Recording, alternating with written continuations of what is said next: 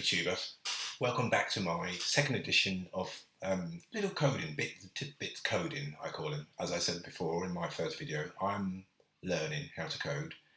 I have I've done a bit, but I'd like to share what I have learned in the last 3 months. So another interesting part of my experience is how to use loops to apply a value to an array or to an object, or things like that. So I'm going to start by just commenting. I like to start my code so I can explain, so people know what's going on.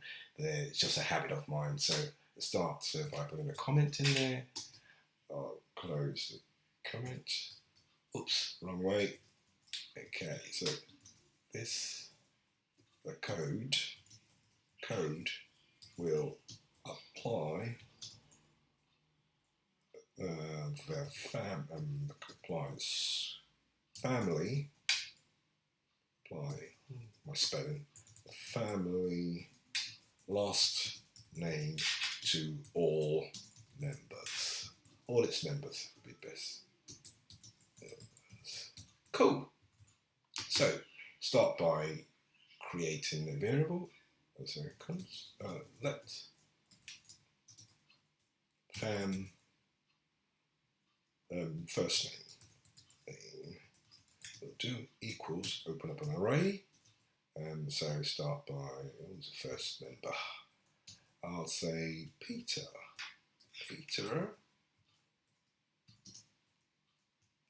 John. Obvious names. And the next, Juliet.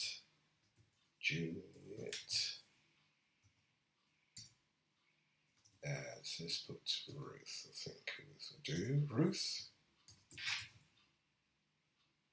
That should do. Let's do this. Leave it for now.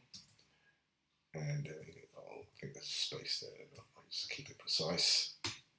So let fam last name equals string value again. So Connor. I think that's doesn't like those. So I'll just put straight for Connor. That'll do fine. Okay.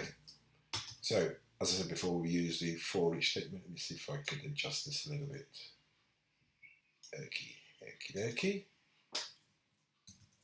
Comment again. Now applying a ForEach loop to the array.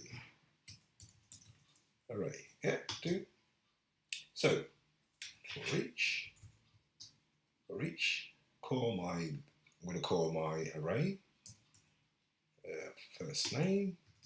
It uses elements. I think it's a default. I'm just going to make it more relevant to my piece, which is called member. Anything, you can put anything in there, it doesn't really matter. I'm going to console log it.